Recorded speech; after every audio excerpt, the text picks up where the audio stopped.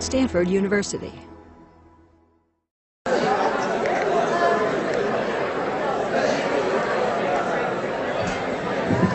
Okay, let's get going. Let's see, first off, apologies for Friday. Sometimes what seems like a flawless set of connecting flights on paper turn out not to be in reality, so hopefully people made good use of the time. Okay, we are ready for our next bucket, our third one in this series, just in time to convince you that we just keep jumping these as soon as you get accustomed to one approach. Here we are, yet another one where we are going to trash everything that's come before us. Okay, what have been the two broad approaches so far? The first one, the sociobiological / evolutionary psychology one. Behavior evolves exactly under the same sort of wind tunnel of selection as does the heart of a giraffe, blah, blah, that whole song and dance following certain rules. You could generate fairly structured predictions about social behavior. And then the we win version of using that is, here's what we predict, here is the way we explain this complex system of social behavior using these rules which assume certain degrees of heritability of behavior, following certain rules of evolution, and until you come up with a better explanation for how this goes on, we win, this is how behavior works. Then we shifted over to the molecular end, and what we saw was, on a certain sort of trendy level, molecular biology is the answer to the people who would sit around to the sociobiologist and say, show me the genes for what you keep talking about inferentially. And what we saw was how evolutionary change works out on the DNA level, very importantly, the common mechanisms for microevolutionary change and how that supports the picture of gradualism, and then seeing all of these relatively new, unexpected ways in which you are getting big-time changes in DNA, all these amplifying effects of macroevolution, and suddenly support for punctuated equilibrium in two ways. First one being, as soon as you get one little tiny mutation affecting transcription factors, affecting splicing enzymes, affecting entire networks, it is going to be real rare that you don't get a mutation that's a disaster. Stabilizing, stasis, that's the long-term feature of the punctuated equilibrium. The equilibrium part and the punctuated, seeing how under circumstances of extreme selection, something that is come up with is wildly adaptive, wildly advantageous, quickly fixates in the society, and thus we have step functions. Okay, so what we do today and Wednesday is now shift to another field, thinking about behavior in a genetic context, in a heritable context, this whole field of behavior genetics.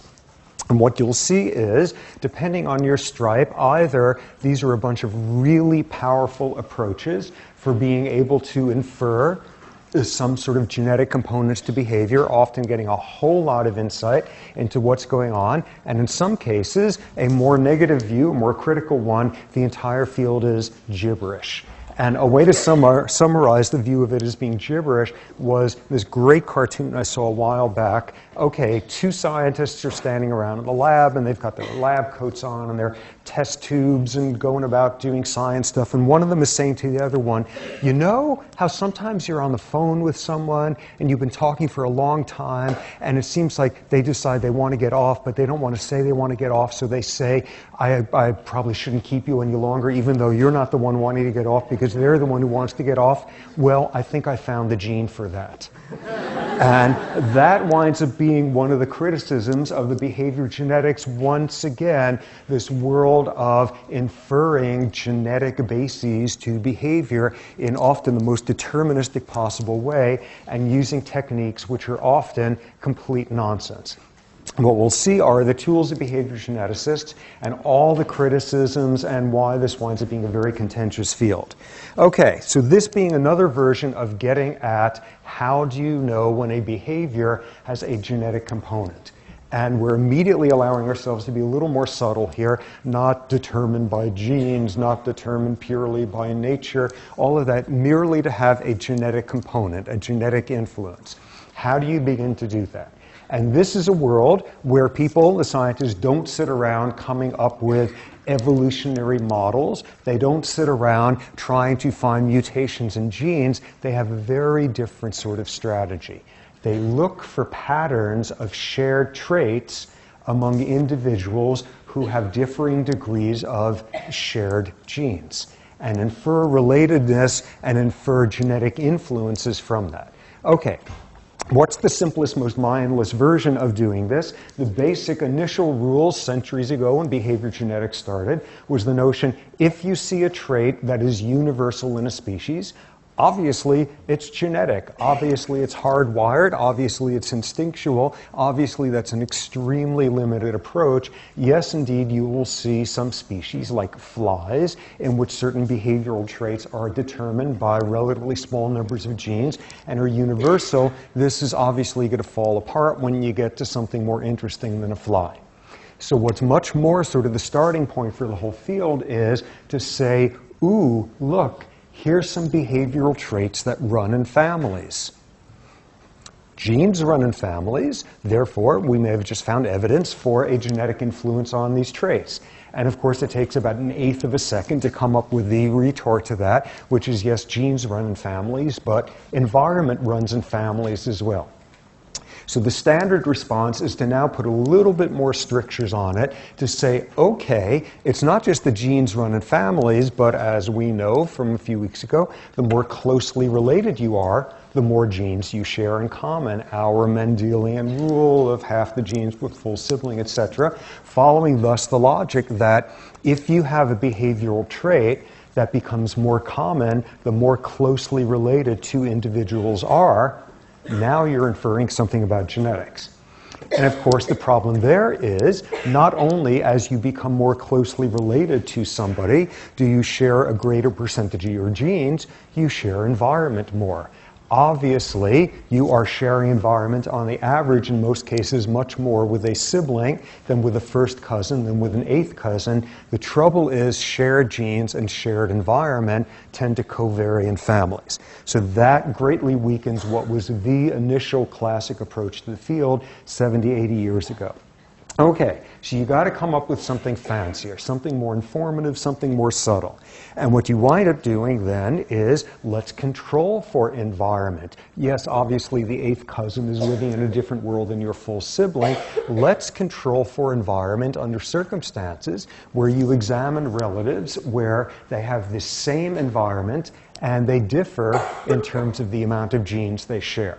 And what is this classic approach? Look at identical twins versus fraternal twins. Monozygotic twins from one zygote, monozygotic identical twins versus dizygotic. And the general notion there is, okay, identical twins share 100% of their genes. Fraternal twins share 50% of their genes. So if identical twins are raised in the exact same environment, and fraternal twins are raised in the exact same environment, they all have environment shared. What's the only difference then to explain any behavioral differences? If you see a trait that is shared to a greater extent in a pair of identical twins than in fraternal twins, what's the only difference? They all grow up with identical environments. It's because the identical twins have twice the amount of genes in common, 100%. You could thus infer a genetic influence on that trait. Because it's the identical environment, twins get raised absolutely the same, and the only difference is the degree of relatedness, the degree of shared genes between monozygotic and dizygotic twins. That one should take about 2/8 of a second to demolish, for the simple starting point that, oh yeah, sometimes fraternal twins, dizygotic twins, are different sexes. Okay, so that complicates things. So you come back and you're a little bit more rigorous now, and you restrict your comparisons of monozygotic to dizygotic to same-sex dizygotic pairs. And then you institute this rule, okay, same-sex twins, whether identical or fraternal, are raised essentially in the same environment, So if you see a greater sharing of traits among the monozygotic twins than the dizygotic, the only place that greater sharing could be attributed to is the fact that they have more genes in common. We have just identified a behavior that has a strong genetic component. So the big problem with that approach is, anyone, who's a twin in here? Whoa, that's a lot of hands. Identical twins? Dizygotic twins? Any triplets? Okay, just to extend that, armadillos always give birth to 4 identical offspring at once. Okay, so that having been prompted, what we then move on to is the obvious problem with this entire approach. Hooray, monozygotic twins get raised in virtually the same environment. Dizygotic twins of the same gender get raised in virtually the same environment. That's not true in the slightest. There is far more differentiation of environment for dizygotic twins than for monozygotic twins. They are treated differently as pairs. Thus, if behavioral traits are more in common between monozygotic twins than between dizygotic, it could be because these guys share more genes in common and or because they share more environment. A completely flawed approach in that regard. The next complication, it turns out monozygotic twins don't always have the exact same environment. Well, yes, obviously, one of them gets sneezed on at a higher rate by a kid sister or something, and that's going to produce just decades worth of consequences. But even in other domains, monozygotic twins don't get treated exactly the same in some circumstances. And here is what it looks like if I had drawn it. Okay, so you got your twins, and this is during fetal life, and there are fetuses in there. And, okay, there's one, and with a little thing of hair, and there's the other. Okay, and what you have is a placenta forms. And here's the deal. With monozygotic twins, if they split during the first 5 days after conception, they wind up each one with their own placenta. On the other hand, if the split occurs between days 5 and 10, there's already commitment to one placenta, which they then share. So monochorionic pregnancy or bichorionic. And what does that wind up meaning? In the monochorionic, the two fetuses share bloodstream to a greater extent than in the bichorionic circumstance. In these cases, it's separate blood flow for mom. Okay, it's still the same mom and it's still ultimately the same blood, but it's going to be subtle differences in levels of stuff in the bloodstream. With a monochorionic, the environment for these fetuses are much more similar in terms of whatever is carried in the bloodstream.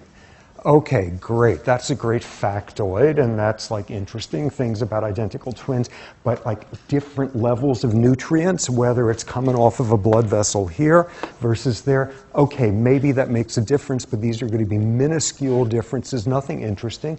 As one example of it, monochorionic identical twins have more similar IQs than do bichorionic identical twins. Just one demonstration that this could make a difference. This is relevant. The IQs are more similar. And this has been one reason why marmoset monkeys, pair bonding, so you know what they're all about. Among other things, marmoset monkey mothers always give birth to twins because there's two parents around to take care of them, and it's got a completely screwy circulatory system for the twins that are unlike either of these, and thus all sorts of people have been interested in marmosets over the years, the ones who couldn't afford to buy themselves armadillos, interested in terms of looking at the differences in blood flow during fetal life there of twins. Okay, so we start off here that just because you see something more in common in monozygotic twins than dizygotic, that doesn't tell you the first thing about whether it's genes involved. They share environment much more. Then even trying to make sense of what's going on in monozygotic twins, what you've got there are fundamental potential differences in environment starting at a very important early state of life. So monochorionic versus bichorionic. What else then? How about another one where you can look at sort of a behavioral trait, looking at traits and trait differences according to some genetic trait, and where environment is the same. How about gender differences? Whoa, okay, so genes have something to do with producing what your gender is, and environment being the same. If you see differences between females and males, that's attributable to the different genetics. Okay, and you should be able to nuke that one within seconds as well, which is the notion of shared environment, the notion of identical environmental experience. To give you a sense of how subtle this is, at 1 hour of life, on the average, the level of activity, the rate of movement, the amount of movement of limbs, on the average is greater among newborn boys than newborn girls. Whoa, that's there like within an hour of getting born. That's not a whole lot of time for environment having gone on there. Maybe you're seeing a strong genetic effect. What other studies have shown is from the first moments of postnatal life, mothers are already interacting differently with baby girls than with baby boys. From the first interaction, from the very first holding of them, there's differences in how long they are held. There are differences in the proximity to the body, to the face. So, whoa, sex differences in behavior at 1 hour, sex differences in environment within mere moments after being born. So that weakens that one. And this came through in another realm. This was a study that was done in the 80s that was enormously influential by a pair of scientists at Johns Hopkins, Benbow and Stanley. And it had to do with a program that I bet a lot of you guys had something or other to do with back when, which is the Johns Hopkins Gifted Youth Program thing, which I bet all sorts of you guys qualified for at various points and got, you know, the Johns Hopkins blue ribbons pasted to your forehead. And that was part of this massive study that's been going on for decades and decades of kids who are very gifted academically in a number of different realms. And Benbow and Stanley were some of the senior researchers on this. And this was a study they did when they had like 40,000 kids in their database. And they asked a very simple question, which was, well, what does IQ distribution look like in this population as a function of what sex you are? And back came a very interesting finding, which was a highly, highly, highly significant difference in the average IQ between girls and boys in the direction of boys having a higher IQ. Moreover, when you looked at the tail of the distribution, the highest IQ range, what you saw there was approximately a 13-to-1 ratio way out at this extreme. They then followed up and did the exact same thing. No, they didn't do IQ. What am I talking about? They did math. Ignore that. Erase all of that. Okay, let's start over. So lots of you probably got the Benbow and Stanley sweatshirts when you were part of that program. So they were looking at math skills. Yes, junior high school kids who were taking the math part of the SATs. That's part of getting into this Hopkins program. So they took the math SATs and they looked at those 40,000 scores and saw that there was a gender difference in the average score on the math SATs, with boys scoring higher. Not only that, but when they looked out at the tail here, okay, I'm back on track. When they looked out at the tail here of the highest math achievement, there was a ratio of 13-to-1 boys to girls. Okay, so that was pretty striking. And in their paper, which was published in Science, was a very, very critical phrase. Their rationale for doing the study on kids that age was the fact that, at least at the time in most schools, middle school, junior high school, kids have not differentiated classes yet. They're not yet at the point where you could choose to take extra math classes, to choose to take the absolute minimum. This was still the stage where most kids in this country are getting the exact same math classes. Everyone is still getting the same. And thus, at that point, they could include in their paper a phrase along the lines of, since all the children had essentially identical educational environments, any gender differences seen in it are reflecting, and they used the word biological, are reflecting biological differences. This was one hell of a famous study.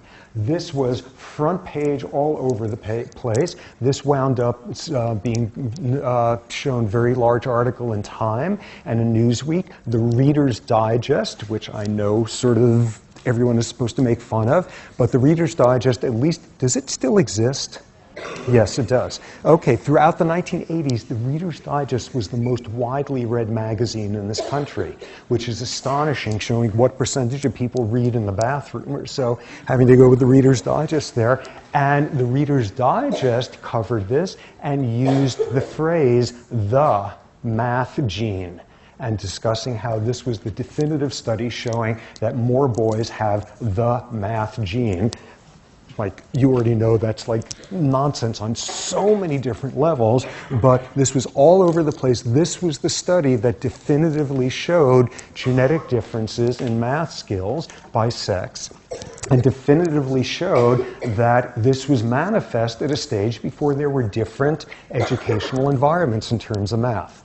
And what, of course, completely rips apart that study, and it was shameful that thing was ever published, let alone got as much attention as it did, is the fact that the environment was not exactly the same. Endless number of studies have shown, beginning by first grade, if it is a simple math problem at that stage, for the same hands put up, a boy is more likely to be called on than a girl. Studies showing that for the same correct answer, boys in elementary schools are more likely to be praised for the correct answer than are girls. By the time junior high school is coming around, guidance counselors are already differentially by sex advising, once you get into high school, to take more elective math. Tremendous, massive differences in environment. And this study, using this whole argument of if there's an identical environment and you see differences, it's due to genes. And predicated on that, if that's not true an hour after life, it was ludicrous that they were making this argument about 13-year-olds. So this was a paper with enormous influence in every major newspaper in the country. Scientists have discovered the math gene, and boys have them more than girls. We will come back to that study later on because something much, much more interesting is going on. Okay, so those are the limits in the sex difference end of it. So what can you do next? There's a flip side, another approach that the behavior geneticists use, which is basically the converse. Now you look at individuals getting raised in the same environment who don't share genes. Same environment, different genes. Rather than just now the different genes, same environment nonsense about gender differences, even down to monozygotic twins, all of that. But now the flip side, same environment and different genes. What was the paradigm for this? The one that is used over and over and over again, the standard approach in this part of the field, is adoption studies. You take someone who is adopted as a child, and they are now raised in a household of people who they are not related to. They're adoptive, non-biological parents. And what you now begin to look at are patterns of shared traits. Specifically, what is looked at is, when you see a trait in someone who is adopted, who are they more likely to share that trait with? Their biological parents or parent, or with an adoptive parent. Now, the logic of this is completely straightforward, and this has been sort of the standard paradigm in animal studies of the genetics of behavior for centuries, something called cross-fostering. You take a newborn litter and another newborn litter, and you switch them between moms so that they're raised by different moms, and they're raised with thus someone they're not related to, but someone who they now have environmental shared with them. Or in the litter, the cross-fostering studies, you will take half of a litter and switch it to another mother, half, so you see how the iterations there go. So that was essentially the rationale for how this would be done in humans. And this was the basis of one study in the late 60s, early 70s, which was the landmark study in genetic psychiatry, in behavioral genetics as a whole, a study carried out by a guy at Harvard named Seymour Ketty. And this was a phenomenal study and phenomenally important. Here's what Ketty did. Ketty was dealing with the notion at the time of making sense of schizophrenia. And as we will see when we get to the schizophrenia lecture, the number of nutty ideas out there as to what the cause of this disease is just staggering. But what he was interested in was getting at the notion that was kind of floating around in some corners of the field at the time, which is schizophrenia has a biological component, a genetic component.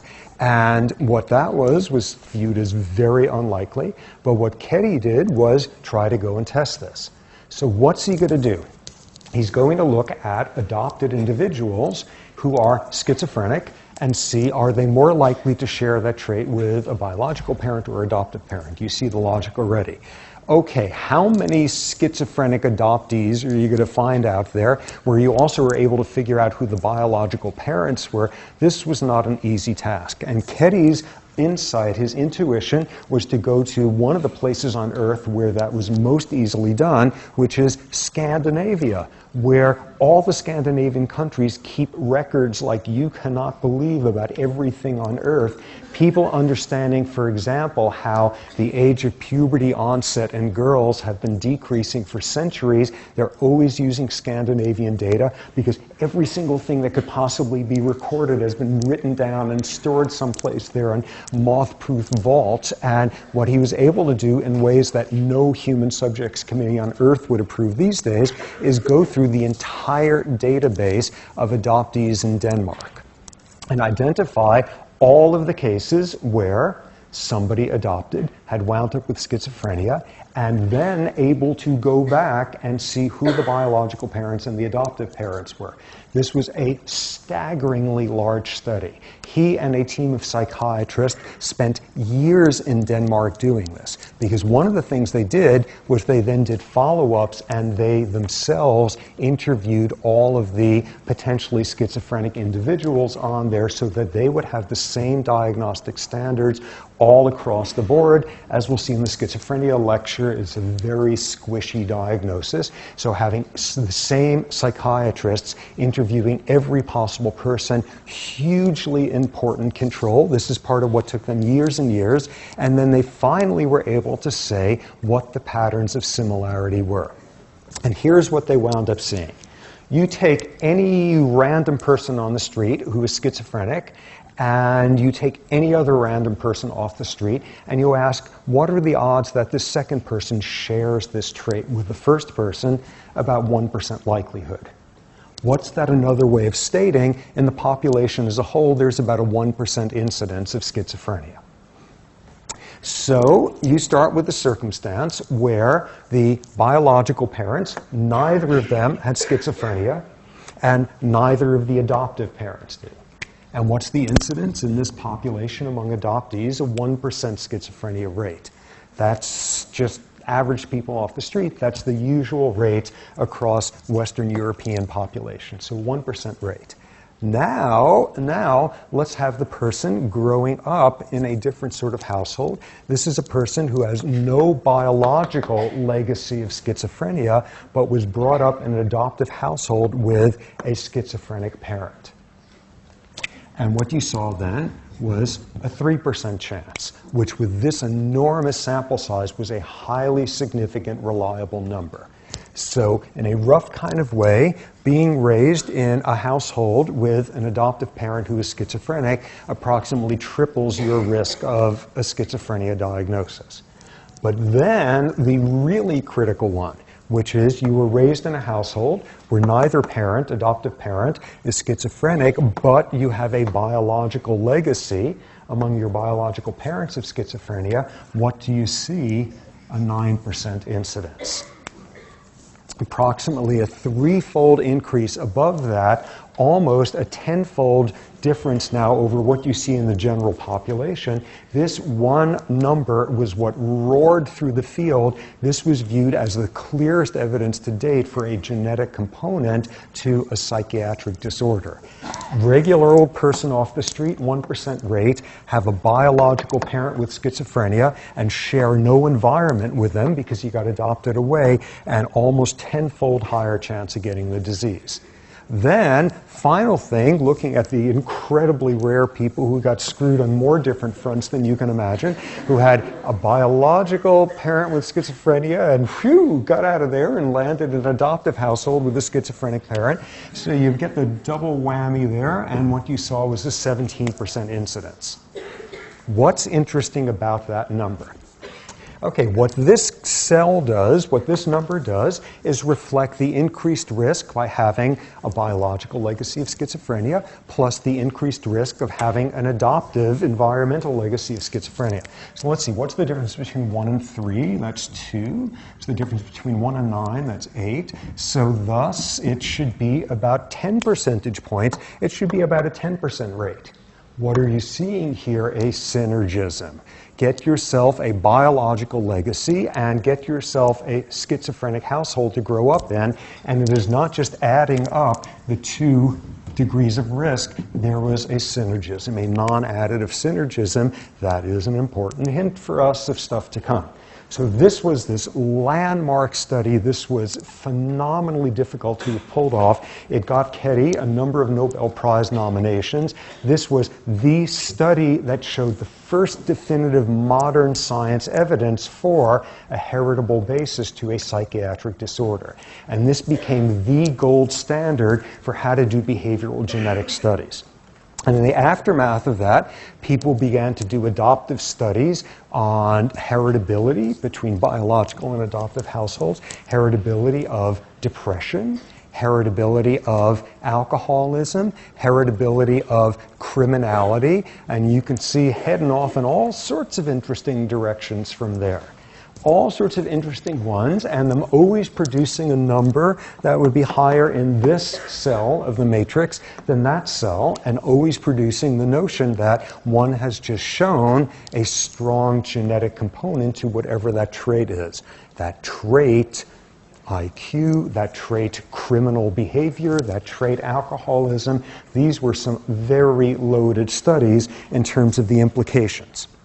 So, what is the problem with that approach? A number of problems. The first one is that under the best of circumstances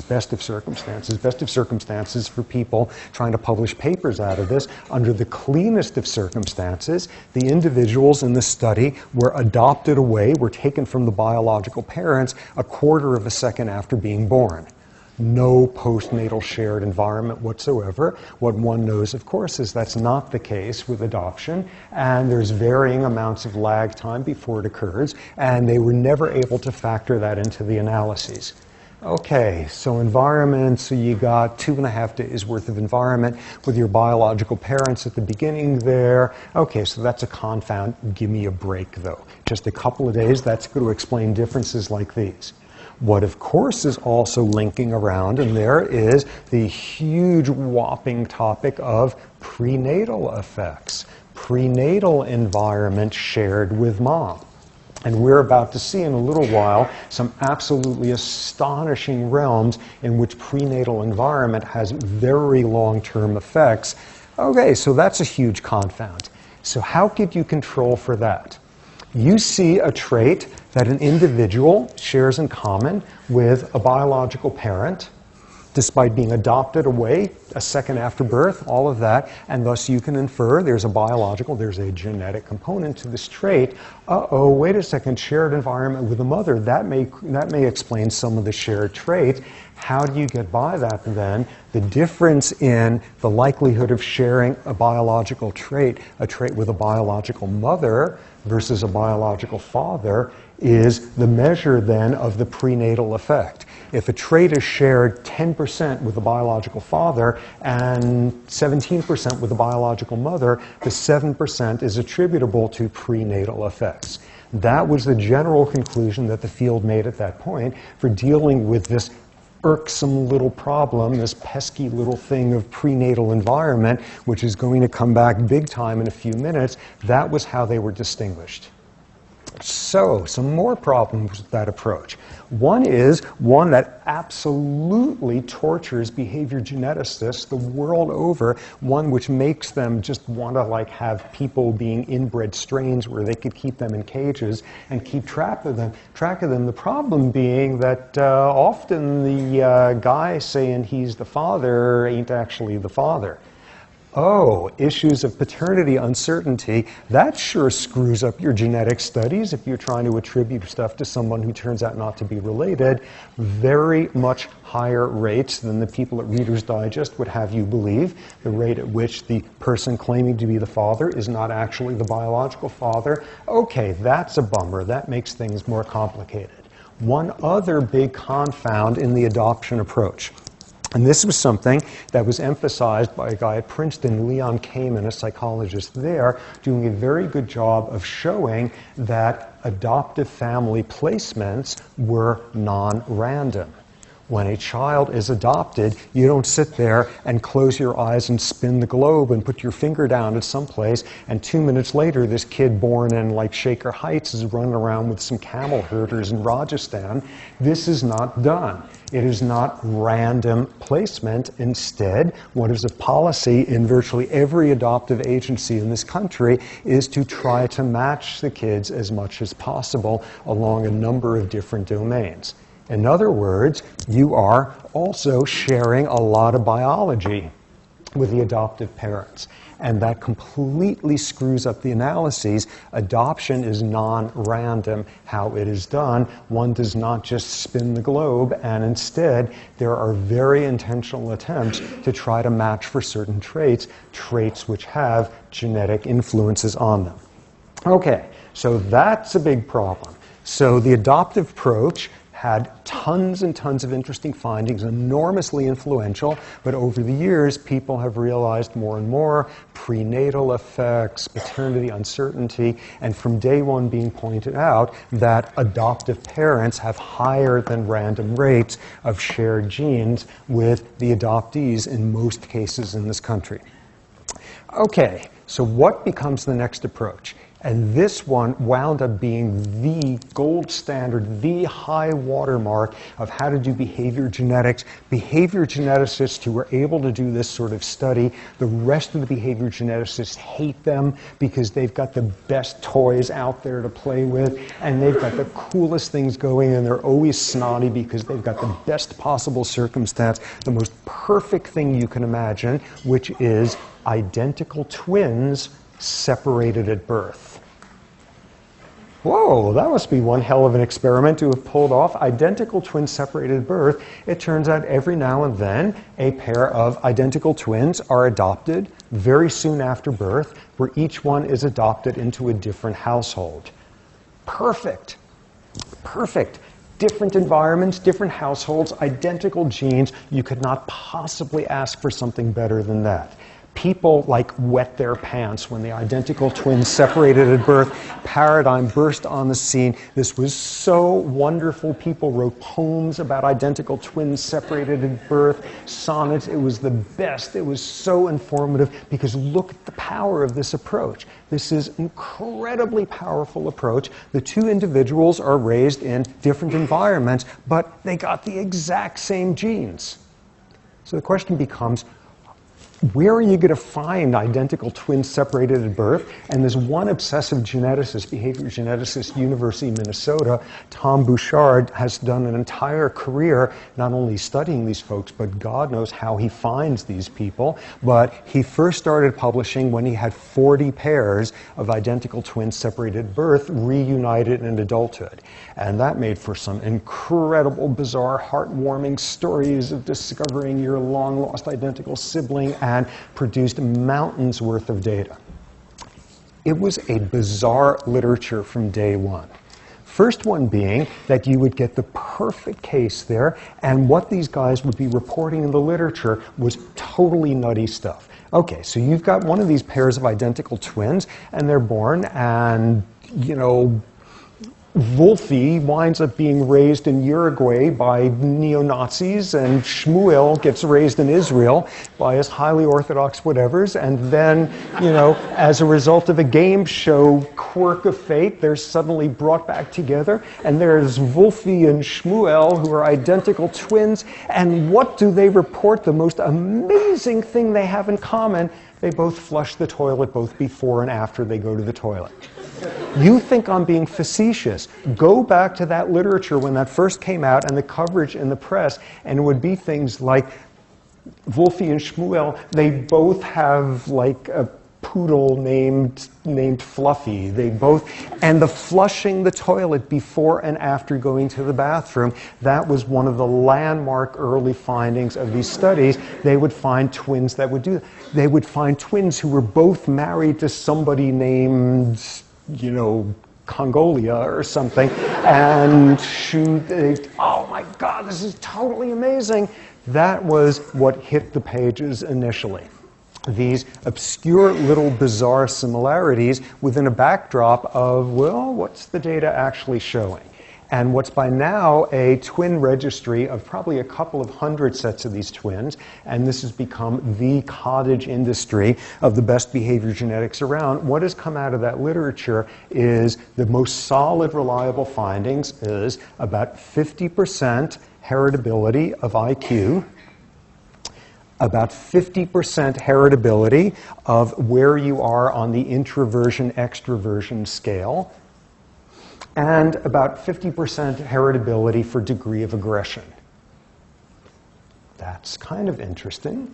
And what we will see is there's all sorts of problems with this approach as well. First one being, starting right off, back to that Kamen guy from Princeton, his critique, turns out there were not a whole lot of Wolfies and Shmuels. Even though they got adopted into different families, there again was the non-random placement in families, more similar environments than one would have anticipated purely by chance. So that as a confound. Okay, so what's the solution for that one?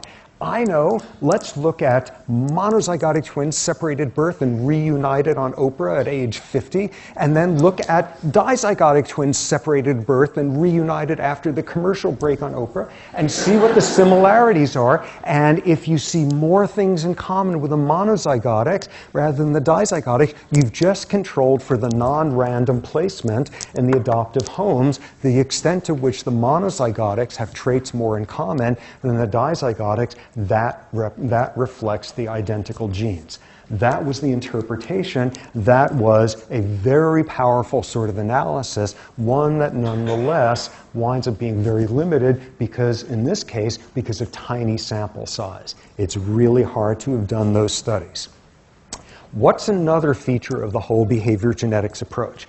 Here's another one. If you see traits that occur, behavioral traits, in the absence of any learning, in the absence of any environmental experience, in the absence of anything that can count as being non-genetic, if you see that, you're looking at a genetic influence. And what are the examples that are always given? The fact that all babies all over the universe start smiling, and they use the exact same set of muscles, and they always start smiling socially around roughly the same age.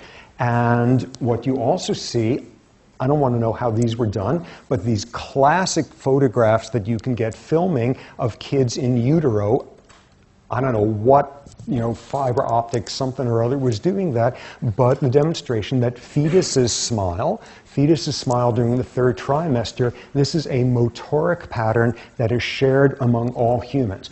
Okay, well, social smiling, you see the flaw there, which is that is very subject to shaping of behavior. You are 3 months old and you're watching all this social smiling going on around you, and how the mannequins they have at home are nowhere near as interesting as the animated faces there, and you sort of try it out yourself. What you see is the exact same developmental time course for smiling among congenitally blind babies who never see anybody smiling.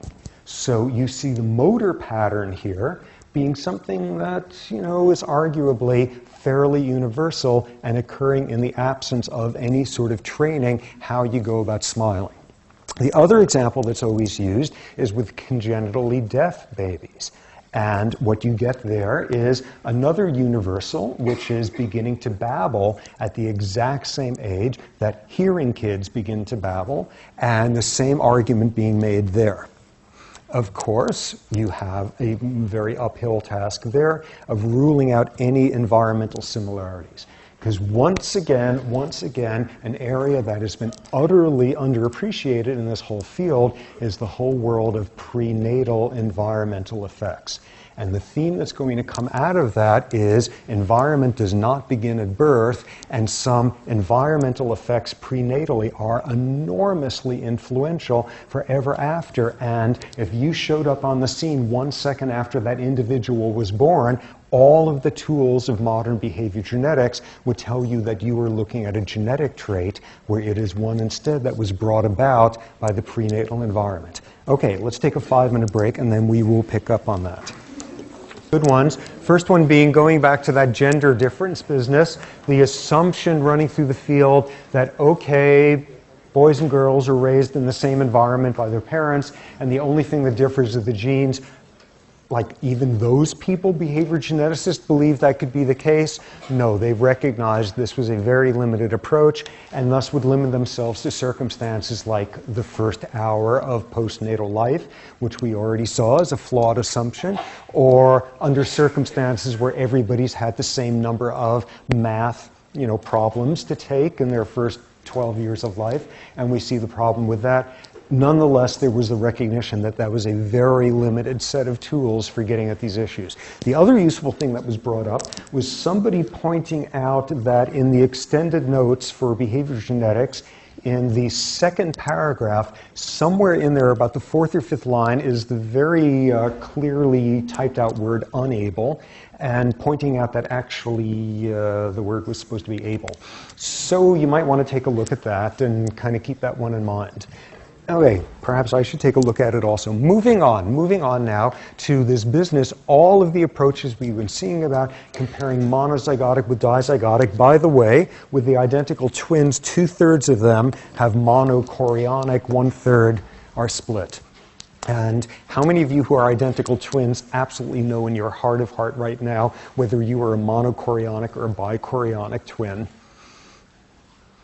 Okay, well, that didn't work very well. Okay, so pushing on, what we see here is with all of these approaches, the adoption, the twins separated at birth, the twins mono versus dizygotic, etc., all of those were predicated on one simple assumption, which is environment begins at birth. And that has been completely destroyed in some incredibly interesting ways in recent years. We have very vibrant literature at this point. First way that it can go down, which is your prenatal environment. What are you having as a prenatal environment? Who are you sharing environment with? Obviously, with your mother. You are sharing blood. You are sharing blood, and thus the things that she is experiencing in the world around her that make for a different environment than the person standing next to her gets translated into effects on the fetus. First domain, hormonal ones. Here's one example of something that you will wind up seeing. This was work done by a guy named Fred von Saal at University of Missouri. And what he did was look at the fact that rats give birth to litters of about a dozen kids at a time. And there's some circulatory system thing. They look like a whole necklace of fetuses there, and a circulatory system is such that everybody's getting blood, but you're getting preferentially the blood that is from the siblings right around you. There's some sort of looping thing that occurs with the blood system that looks just like that. And what you wind up getting is you have a particularly shared blood environment with the siblings on either side of you. And what he asked was something very simple. You are a female rat fetus, and in one case, you're sitting there with brothers on each side. In another case, one brother and one sister, or in the final case, obviously with two sisters on either side.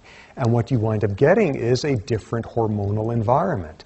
How does that translate out later? The more male siblings you have around you as a fetus, the later you're going to reach puberty.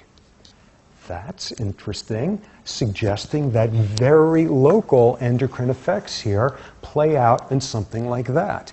Also, it predicts how estrogen levels are going to drop in you later in life. So this winds up being one very interesting prenatal environment. Here's another one. Here we have, in humans, the age of one's mother when she gave birth, and extrapolating a little bit here at both ends, but just assume this is kind of the age range. And what we see here is the age of puberty onset in the offspring. And what is seen is very young mothers and very old mothers have offspring who reach puberty later than women in a more intermediate age. What does that appear to be due to? Differing estrogen levels. Higher levels of estrogen at this point in life. It's actually not symmetrical. It's skewed a little bit this way. And that seems to be the driving force on it. Whoa, the age at which you reach puberty has to do with how old the fetus, the fetal sac was that you hung out for 9 months.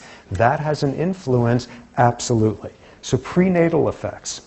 More, another version of it. Suppose now the hormone you are getting inundated with through the bloodstream is a stress hormone. A stress hormone, glucocorticoids, we will learn all about those down the line. A stress hormone because mom is stressed. What are some of the consequences? For the same prenatal stress, as an adult, you will have a smaller brain. If you're a rat, you will have a thinner cortex. You will have less learning abilities. You will be more prone towards anxiety. You will have fewer of those benzodiazepine receptors that we heard about at the other day. You will have more of a cognitive decline when you were a doddering old rat. All sorts of stuff will go differently throughout your entire life. But get this. Okay, look at this mechanism. So you are a rat, and your mother was stressed when you were a fetus back when. And you were marinated in those glucocorticoids when you were a fetus. Your brain overall will be smaller.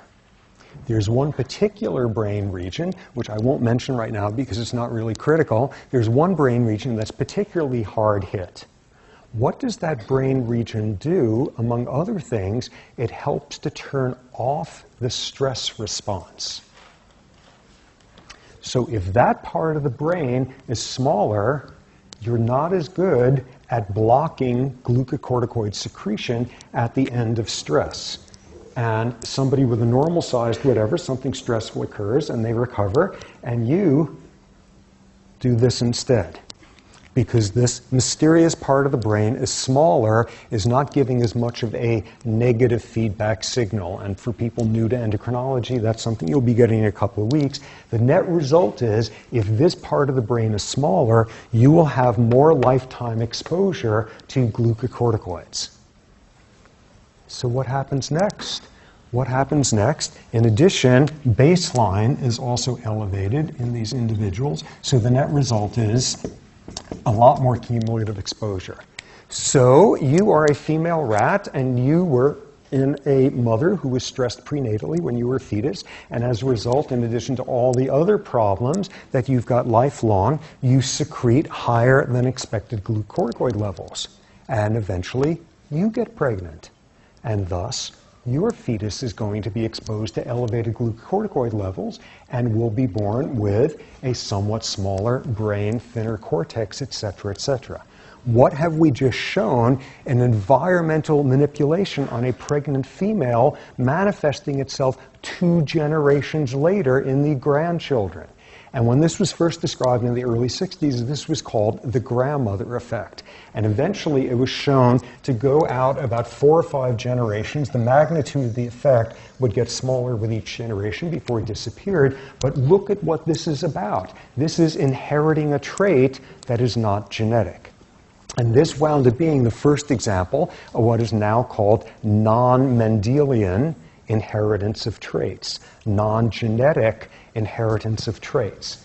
And all you've got going here is prenatal environment, extremely powerful observation. And what you also then have is you're some researcher, and again, you come along 1 second after the animal is born, and you wind up studying, saying, oh, look at this. This rat tends to have elevated glucocorticoid levels, just like mom. And this rat tends to have a thinner cortex, just like mom. And this rat, and if you've never heard of prenatal environmental effects, what's the only conclusion you could make? There are genetic influences on these traits. So these non-Mendelian, non-genetic transmission of traits are really, really important. Next thing, what else is floating around in mom's bloodstream that gets shared besides hormones? Nutrients. Nutrients. And this winds up producing something extremely interesting as well. Okay, it's all a blur by now. Have we already talked about Dutch hunger winter? It's in the video we watched while you were done. Oh. Okay. Well, now that you all know about, what did I say? Like 100 people though. Okay. Okay, for those of you who didn't, Dutch hunger winter, here's the deal. If you were a fetus in Holland during the winter of 1944, something very interesting happened with you. 1944, Holland is still occupied by the Nazis. Nazis are being pressured on all fronts in the process of losing. They're falling back. They're losing a lot of the land they've occupied. And what they decide to do that winter is, because they need some food and because they wanted to punish the Dutch for beginning to be more openly in the resistance, what they did was that winter they diverted all of the food in Holland to Germany. And this historically is known as the Dutch hunger winter. Essentially, people went from a perfectly fine, healthy, amid the context of a war, Western European diet down to something like that from out of nowhere. 40,000 people starved to death during the Dutch hunger winter. Something very interesting occurred if you were a third trimester fetus during the Dutch hunger winter. Because it only lasted for the winter, the Allies came in, liberated Holland after that, and it went to something like this. Something resembling a step function of starvation for about 3 months. If you were a third trimester fetus during the Dutch hunger winter, your body learned something important, which is there's not a whole lot of calories out there. During third trimester, fetuses are in some way, and this is metaphorical, deciding, learning how much is the way of nutrients out there in the world, how readily do calories come in, how is the fetus finding out by way of mom's circulation. Mom is starving, and thus much lower levels of nutrients in the bloodstream, and the fetus at that point in development is saying, metaphorically, well, what's it like out there in this place I'm going to be heading to rather soon? What's the nutritional profile like? There's not much in the way of food out there. And as a result, the fetus has, and the term used now is metabolic programming. There is metabolic programming or metabolic imprinting. Notice the word imprinting here being used in a completely different sense than we've heard about already. Metabolic programming to produce what is called a thrifty phenotype. The fetus, realizing there's nothing out there in the way of plentiful food, what it does is it programs its pancreas to function in a certain way forever after. What does the pancreas do? The smallest smidgen of food hits the bloodstream, and the pancreas is pumping out insulin, which helps store all that stuff and quickly scarf up every bit of nutrient in the bloodstream and store it away, because you got to be as efficient as possible. And you metabolically program your kidneys so that your kidneys are incredibly good at retaining salt, because along with starvation, there's going to be salt shortages. So really hold on to salt, and you are born with a body with a thrifty metabolism. Very good at retaining salt and spectacular at storing away every bit of nutrients that hits the bloodstream. So at that point, you go back to this sort of diet, and you have that for the rest of your life. And what has now been shown with the Dutch hunger winter individual, the ones who were third trimester fetuses then, as adults, they have a 19-fold increased incidence of obesity, hypertension, diabetes, and what's called metabolic syndrome. What's that about? Their body has programmed to be extremely thrifty with metabolism, and as such, it is forever after storing away every bit of the grotesque westernized diets that we all wallow in. And what you've got then is setting individuals up for a much, much higher risk of these metabolic disorders. If you were a newborn at the time, didn't happen. Newborn during here, the metabolic programming is already over by then. If you were a first trimester fetus, didn't happen. The metabolic programming hasn't started yet. The later part of second to third trimester is when the programming goes on. And this was a landmark observation. This was really important. Among other things, you get the people who do not like the notion of these subtle effects, and they're saying, okay, sure, this can happen, but this is subtle. 19-fold is not subtle. And this was the landmark study that ushered in what is now called a whole field of fetal origins of adult disease. Fetal origins of adult disease, which a lot of realms of medicine think is outrageous and couldn't possibly work this way, and it is popping up in more and more domains. Elevated levels of stress hormones during fetal life, increased likelihood of anxiety disorders as an adult, independent of postnatal environment, other examples like that, all of these being ones of programming around that time. And the Dutch hunger winter one is the iconic example. You know, what we're all accustomed to is, yeah, you study something in like a planaria, and then you study it in a rat, and you study it in a monkey, and then you study it in a college freshman. And finally, now you can conclude something maybe about humans. This was first discovered in this population of humans. This was is this relevant to humans? Interestingly, there was another population at the time that went through something or other like that, which was people in the city of Stalingrad who were under siege by the Nazis and had essentially years' worth of severe starvation. They didn't get a Dutch hunger winter phenomenon because the food coasted off like this, and afterward it took years for it to reach a Western European average. You don't get it under those circumstances. It's a step function like this.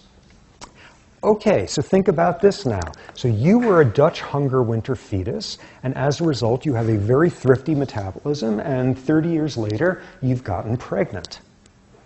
You're having a perfectly normal diet, normal intake of calories.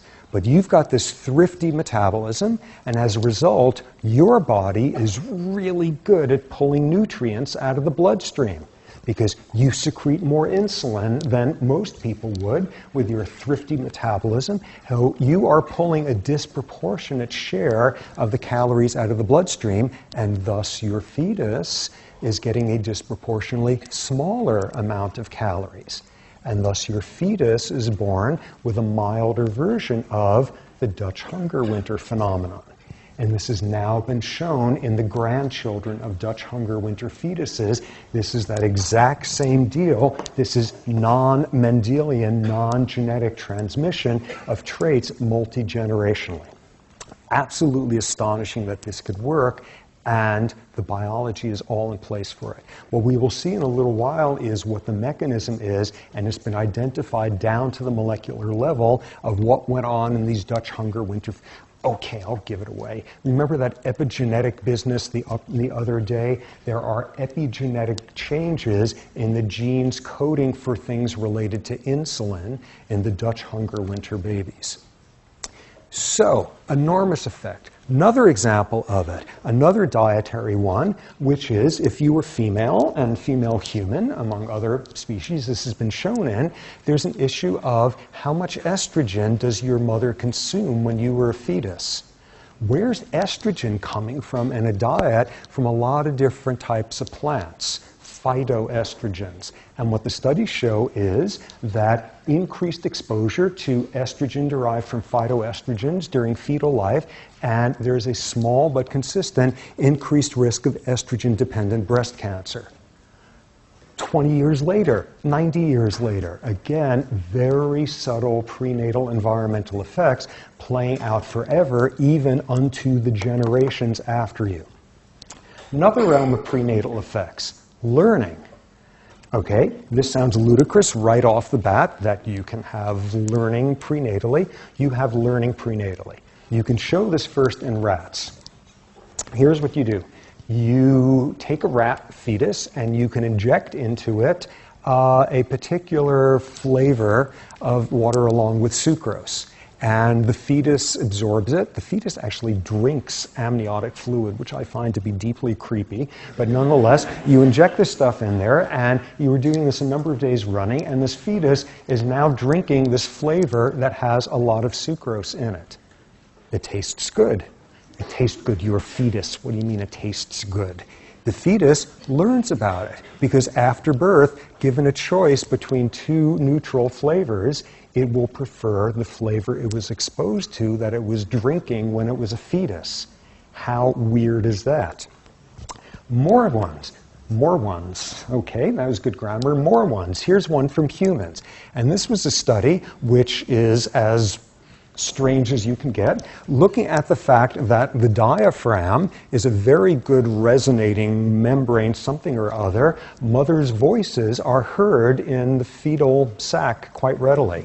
And if I don't know how they got the fiber optic camera in there, I have no idea how they got the microphones in there for recording that, but it is a very resonant chamber, the diaphragm and the amniotic fluid. Fetuses hear a lot of what's going on out there, most notably mom's voice. So this was a study, a totally inspired one, and what you had was, in this one, pregnant women spent their last trimester loudly reading either The Cat in the Hat over and over, like 4 times a day or something, until they went mad, absolutely mad, and that's before the kid was even born, or reading some random collection of sentences that controlled for word length, that controlled for rhythmicity, all of that. Then you get the newborn sometime later, and you give them a test of which they prefer to listen to. How do you do that with a newborn?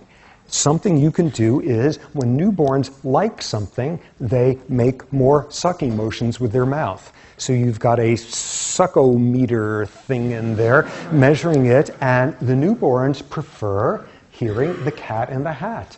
They learned it. Not a huge effect, but nonetheless, what is up with that? Of course, a follow-up question that maybe half the people in here would be wondering is, well, what about the fathers? And they had the study with the fathers reading Cat in the Hat and, you know, like a megaphone on mom's belly and reading, and doesn't work, doesn't resonate enough that side, sounds from the mother. Okay, so what we see here is this whole world of stuff going on before behavior geneticists show up and say environment has just started. All these prenatal effects of hormones, nutrition, sensory stimulation, amazing, in some cases multi-generational. Yeah? Did they catch up to those children later, the Cat in the Hat children, and see if they had a tendency to rhyme more? Where are they now? Remarkably, all of them are heads of states of countries. People are still trying to understand that one, but very good follow-ups on that. So we've got this punchline here over and over showing the power of prenatal effects. One final study, and this was one carried out by a scientist at Berkeley named Darlene Francis, which took some amazing surgical skills. So there are different strains of rats that have been bred for different levels of anxiety. And we've already heard about one possibility for that. It turns out some genetic differences in the promoter to the gene for the benzodiazepine receptor. There's all sorts of strains that have been bred for high, low levels of anxiety that people have studied. They've been bred. These are transmissible traits. These are heritable. These are genetic traits. Here's what Darlene Francis did, which was she did an adoption study. What's the adoption paradigm we've heard already? Right after birth, you cross-foster the rats or the kids get adopted. That's not the adoption study she did. She transferred fetuses. She figured out how to do the surgery to move a fetus early on in development from one rat mom to another rat mom, where they develop perfectly normally once she had the surgery down. And you know what turns out to be the case? It's not a genetic trait.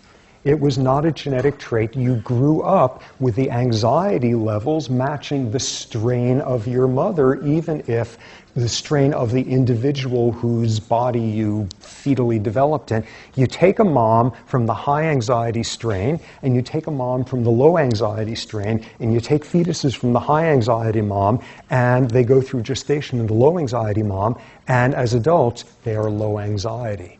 It was not a genetic trait. It was a prenatal one, having to do with another one of those multi-generational begatting by having early experience influencing the nature of a pregnancy you would eventually have, and thus influencing your fetus, producing a different pregnancy for them down the line. This demonstration of cross-fostering, of adopting as early as you possibly could. Enormously important study, one really difficult one, yet another way of pounding in this point. Environment does not begin at birth. And some of the most important environment is not occurring starting at birth, and everything about behavior genetics classically was predicated on there's no environment before that. Okay, so what do they come back with? What's the response? We've already seen a possible way of controlling for that, which is if you see traits shared in common with the biological father, and then you see more traits shared in common with the biological mother, the increased degree of sharedness with the mom reflects not the genes, because you're getting the same amount of genes from each parent. It reflects the prenatal environment. That would be the control that would be used in these studies. The extent to which a trait is more shared with a biological mother than with a biological father is a reflection of prenatal effects, because you get the same amount of genes from each parent. Naturally, this turns out to be vastly messier than this, because there's a whole world in which you're getting more genetic influences from your mother than from your father. Okay. First one is, once again, if it turns out the person who's claiming to be the father isn't actually the father, that kind of changes the whole map. And once again, that is a problem running through all of human behavior genetics literature.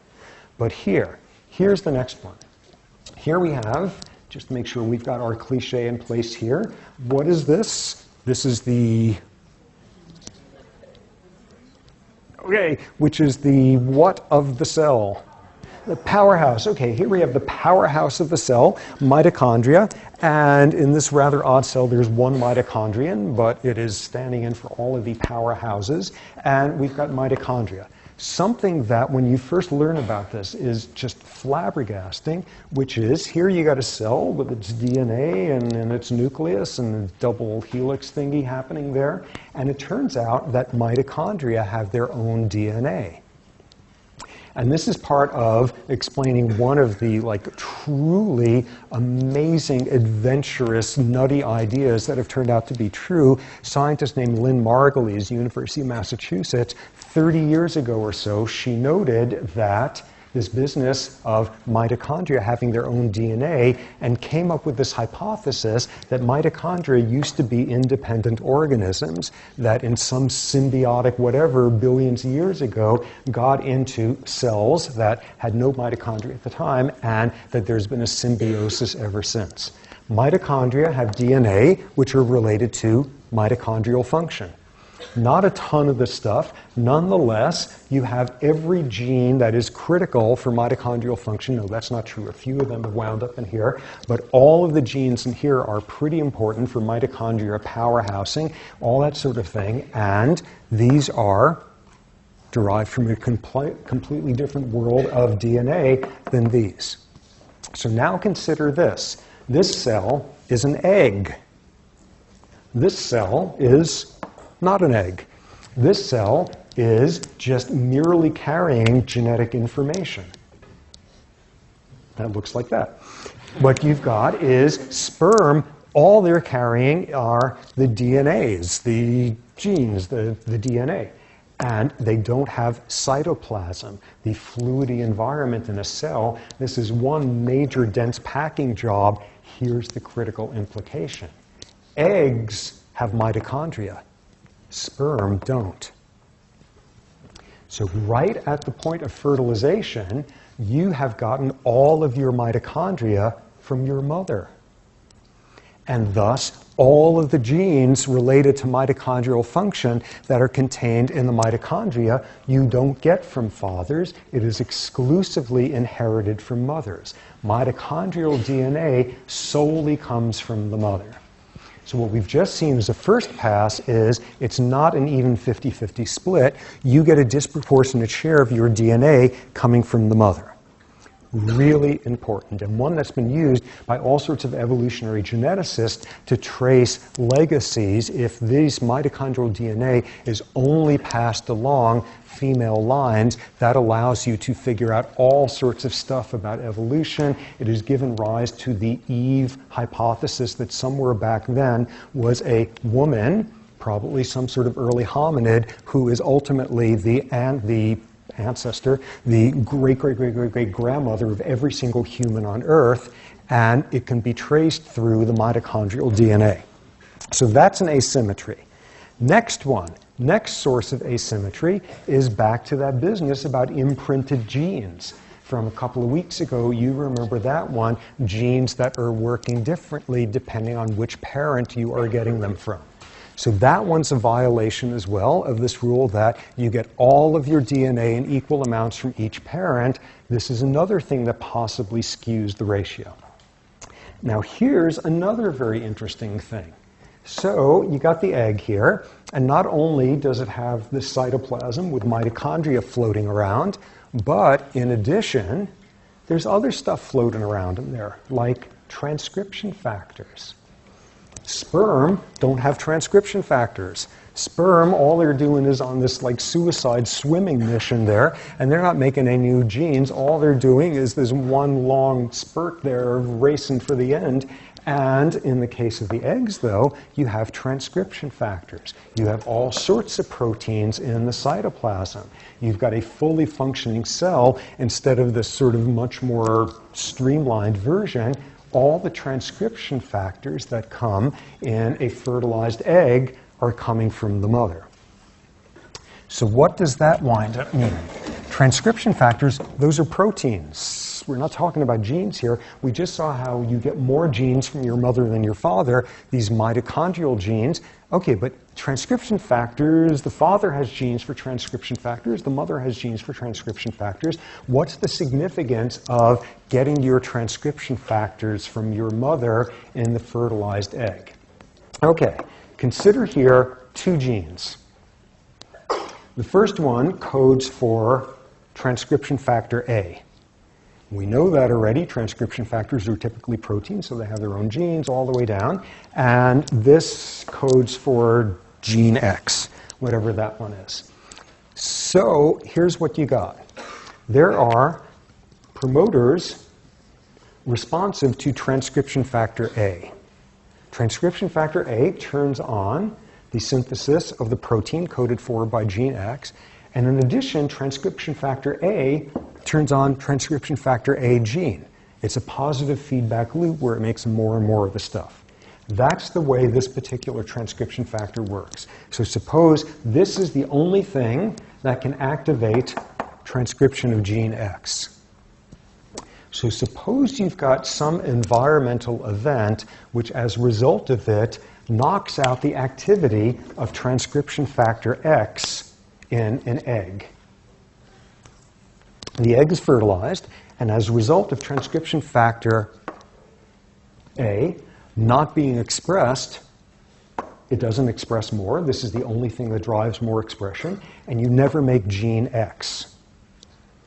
Now, somewhere along the line in your body, you are soon making eggs which contain these genes, of course, but where you have never expressed transcription factor A because this was knocked out in the egg. So because of that, you never express gene X. And that egg gets fertilized, and you pass on that trait to your offspring. You pass that on, this acquired trait of transcription factor A not working. If this is the circuitry that you have, it doesn't matter which version of gene X you get, you are never going to express that gene for generations and generations forever, if this is the loop.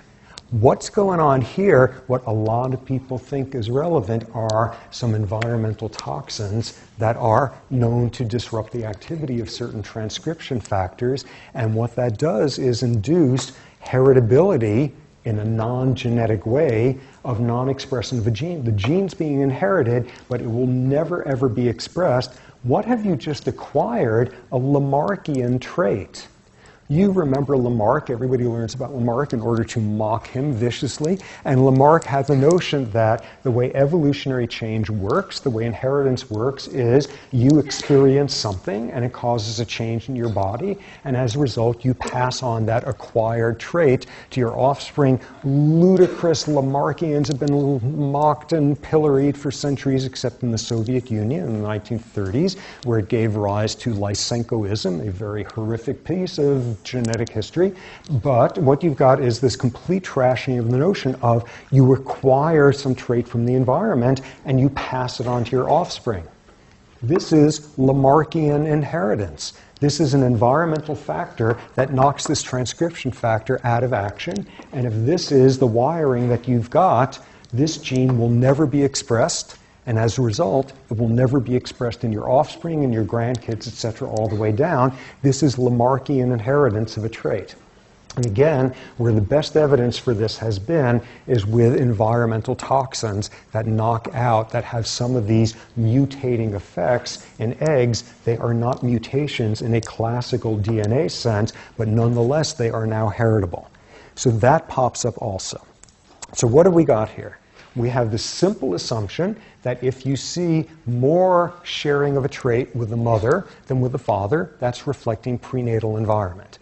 And what we've seen here is totally messing this up is the fact that you do not get equal genetic influences from each parent. You are getting more genetic material, you are getting more genes from your mother because the mitochondrial DNA. Even if you are getting equal amounts of DNA, expression of them will have different consequences because of imprinted genes. Finally, in this world having nothing to do with the amount of genes or the actual DNA, you can have this Lamarckian inheritance of traits due to environmental perturbations. What we see here are ways ranging from extremely subtle and rare to some rather substantial ones with the mitochondria, where you are not getting equivalent inheritance from both parents. So that confuses things a lot. Okay, so after all of that, you do nonetheless get circumstances where behavior is influenced by genes. And by every rule, it could be shown, and by the most contemporary of techniques where people find the gene and the DNA and they've traced out the steps and showing that there really are genetic influences on behavior and ones that withstand every single one of these criticisms. Okay, so sometimes you've got genes regulating or genes influencing behavior. But now we bring in a whole other possibility. And this is something that was emphasized by a psychologist named Judith Rich Harris a number of years ago, a very important book of hers called The Nurture Assumption, which has a lot to do with arguing the relative importance of influences of peer versus parents. Nonetheless, she focused in one section of the book on the genetics of behavior and focused on what she calls indirect genetic effects. What would indirect genetic effects be? Okay, you've got that trait that I referred to before, one of the most reliable of traits in the identical twin separated at birth business, 50% heritability of where you are on the introversion-extroversion continuum. Okay, so that one is held up pretty well amid all the possible sort of complaints about these various approaches. That one appears to be quite solid, and you're immediately off and running with, okay, genes for extroversion, for sociality, for all of that. What she shows instead is something else is happening. There's a very, very heritable trait from parent to offspring, one of the most heritable physical traits out there, which is your height and your appearance in general. That those are highly heritable traits. And suddenly you have a phenomenon that is well documented, which is people who are taller are treated better and considered more attractive, comma, he says bitterly. What you've got is people are treated differently along those lines, and what is known also is people who are treated more positively during development, during childhood, become more extroverted. What we have here is not heritability of the trait where you are in the introversion-extroversion continuum. What you have is heritability of a physical trait, which causes you to be treated differently in the world, which then brings about changes in personality. And studies have since shown that most of the heritability of the introversion-extroversion is mediated by physical traits in between. So that's a completely indirect way in which you could have gotten to this. More cases of this. Let's see. Okay, you can show in various bird, turkey, hen species that there are chicks that there is heritability of rank. You could be born to a low-ranking mom in the pecking order, high-ranking, all the perfect studies and controls and cross-fostering, all of that, and there is heritability of rank. But another indirect genetic effect that was subsequently demonstrated, which is it's not the rank that's being inherited, it's a particular version of genes related to melanism of your feathers, the color and iridescence of your feathers. And it turns out if you have a certain color pattern, all the other like roosters and chicks and hens and poultry peck at you more often, and you're reduced to subordination. This is not inheritance of a social dominance trait or a social subordination trait. This is inheritance of a gene having to do with the color and iridescence of your feathers, which wind up producing your social rank. Another example. Here's another one. Okay, back to chicks again, which is chicks appear to be intuitively able to peck at grubs shortly after birth. That they're able to peck down and get grubs, and by all the rules of behavior genetics, with all the constraints and criticisms answered, this appears to be a heritable trait. But it turns out that this is not what is heritable. What is heritable, bizarrely, is the tendency of newborn chicks to find their toes to be very interesting and to peck at their toes. And they quickly learn that this doesn't feel all that great, but if you do it in somewhat more sloppy of a way, you get one of these things that's squirmy that tastes good. They start off, what is genetic is the tendency to peck at your feet. God knows why. If you were a newborn chick, because of extremely elegant high technology studies in which newborn chicks are put in galoshes or something, and they don't peck and they don't show the seemingly innate ability to peck for grubs. So here we have a behavioral trait which in fact is indirectly mediated by something else. More examples. There is by now a literature showing approximately 70% heritability, and I keep using this word. We are going to dissect the word heritability big time in a short while. There's about 70% heritability of political party affiliation in this country. Sharing that behavioral trait with your parents. Whoa, what is that about? That's sure disturbing, and that sure makes you want to go procreate in the name of your political stances or whatever. And this appears to hold up pretty well to some of the standard criticisms in the literature, and it's got nothing to do with this. What's the mediating variable? A large, really interesting literature showing when you compare political or social progressives with political or social conservatives, one of the most reliable personality differences is how they feel about ambiguity.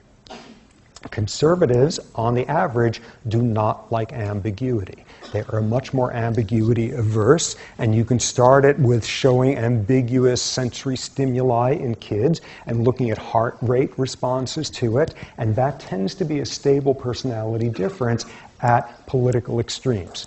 We will see sometime later on that there's a whole world of moral development in kids where there's various scales measuring at one's Kohlberg stage of moral development, that there was an old literature suggesting political differences as to how fancy of a Kohlberg stage you got to. We will see that despite what struck me as the intuitive sort of logic of what was found, that one hasn't held up. But one that does hold up is difference in ambiguity tolerance. And that's probably the mediating trait. It is not inheriting a tendency to like elephants or donkeys or whatever. It is instead having this intermediate trait. Final example of what would be an intermediate trait. There's a whole bunch of rat and mouse strains that have been developed that have differing levels of aggression.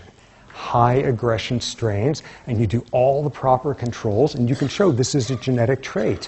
Whoa, heritability of aggression. We're suddenly back to twin adoption studies in Ketty with heritability of criminality, all of that. Heritability of aggression, what's actually going on in all of the strains identified to date by spontaneous traits coming up and then breeding for it. What you see instead is the strain that is so aggressive and so pissy and so impossible and so unconstrained by the law and order of rodent society and all of that. They've got lower threshold for pain sensitivity.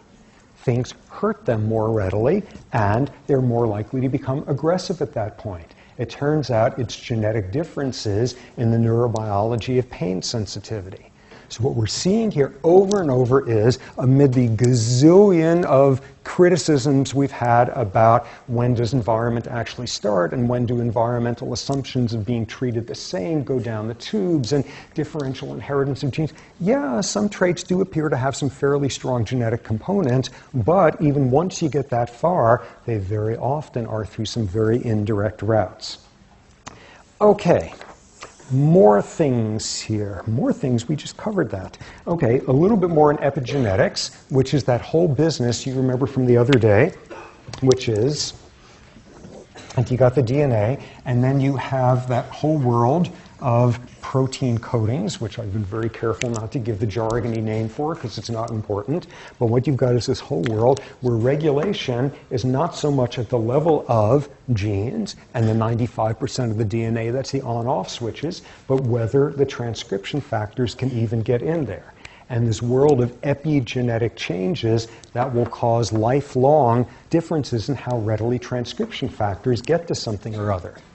What have you got at that point? The exact same possibilities as this one here. If instead of, due to some environmental toxin, you knock a transcription factor out of business in a fertilized egg where there's this setup of genes, if for some reason, whatever, you do not have access to it because of an epigenetic change, it's going to be the exact same consequence. Multi-generational inheritance of non-genetic traits due to epigenetic rather than genetic differences. That is turning out to be what went on in the Dutch hunger winter people and the animal models of epigenetic differences in access of transcription factors to genes related to insulin metabolism. That turns out to be a critical one. Here is one of the coolest examples of this to date. And this is work done by a guy at McGill University named Michael Meany. And what he is focused on is what started off as a very artificial literature, which is take yourself a newborn rat, and for the first 2 weeks or so of its life, every day you pick it up for 3 minutes and you pet it. And now you put it back.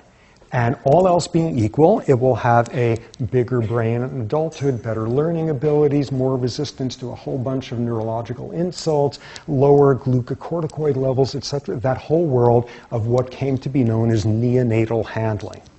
On the other hand, pick up the rat, take it away from mom for instead of 3 minutes, an hour and a half, then each day put him back. And as an adult, it's going to have a smaller brain and a shorter life expectancy. 3 minutes away from mom does wonders. An hour and a half of being petted does not. That in and of itself is interesting in terms of what counts as stimulation, what counts as stress. Okay, so hooray, what we've just learned is just how generations of rat petting graduate students can influence the lineages of rat brains and all of that. And what Meany started looking at, with this phenomenon being one that was around forever, first identified around 1960 by a guy named Seymour Levine in the psychiatry department here, no longer alive, but that started this whole world of neonatal handling. What Meany did was say, well, rats did not evolve whatever's going on here for the purpose of doctoral theses. What's the natural equivalent in the world of a rodent?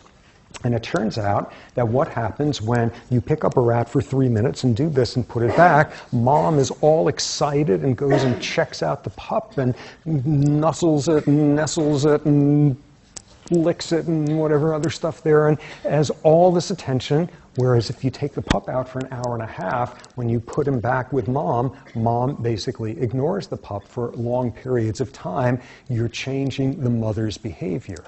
Okay, so that's an indirect effect. And what he proceeded to show was the critical thing about the handling was not what you're doing to the rat during that time, it's the fact that you're causing dramatic changes in maternal behavior based on that. So that's interesting. But that still doesn't solve the problem of why did the system evolve for grad students manipulating maternal behavior. And what he then proceeded to look at was normal variation in rat mothering styles. Because some rat mothers are, okay, I know this is a value judgment, but some rat mothers are better mothers than other mothers. Some rat mothers, they simply are better. They're better, they're nicer, they have better souls. And in these rat mothers, how do you determine that by these sorts of measures? Licking and grooming. How much time do you spend licking your baby? And how much time do you spend grooming your baby? And what Meany proceeded to show is that's what the neonatal handling phenomenon was about.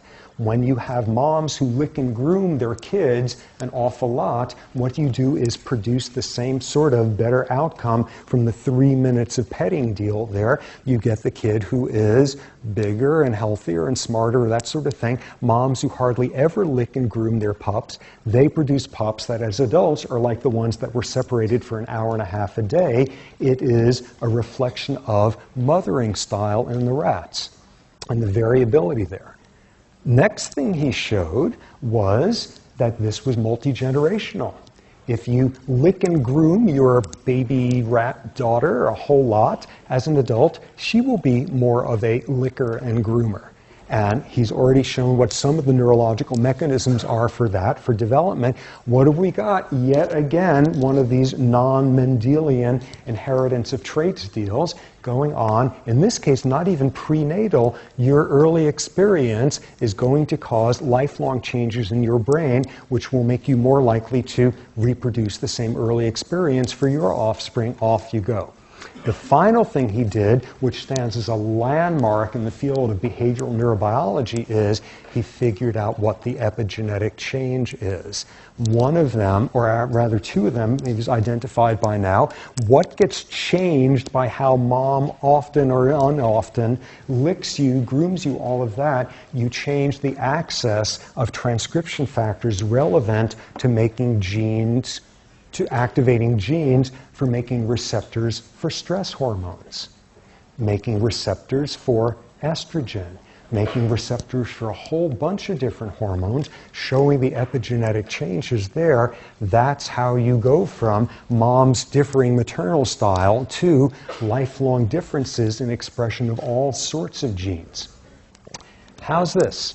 What you wind up seeing there as this permanent mechanism, it is also reversible, what he has since shown, which is you have a baby rat who spends the first half of its infancy with some totally terrible, negligent, distracted mom who pays no attention, doesn't do any. Now, cross-foster the pup to a more attentive mother, and you can change the epigenetic pattern. So all of this has two themes going on: early experience causing really persistent differences in how this stuff works long after, and experience later on having the potential to reverse some of this. All of this stuff, once again, would be mistaken for genetic. What we have here is what appears to be a genetic style of what sort of mother rat you are, and it's not genes, it's the mothering style setting up the offspring for being a similar type of mother. Incredibly important studies demonstrating this. What remains unclear is how you get from mom licking you to something epigenetic happening. Here, his crew is pounding away at that. Okay, so what do we got at this point? We have gone through over and over here. Where have we gotten to at this point? We've gone over and over here at all of the classical techniques in the field of behavior genetics, Does it run in families, adoptive studies, identical versus monozygotic twins, twin separated at birth? We saw all of the problems with it, most dramatically, most excitingly these days, prenatal environmental effects. We saw that trying to separate maternal prenatal effects from paternal genetic effects hits a wall when you get all of these weirdo hereditary things, including potentially non-genetic Lamarckian inheritance of a trait. And what we've seen is how this stuff playing out early in life has multi-generational consequences. What we're going to pick up with on Wednesday is now looking at how people in this business find the actual genes and ultimately gene-environment interactions that make the last 2 hours basically irrelevant. Okay. For more, please visit us at stanford.edu.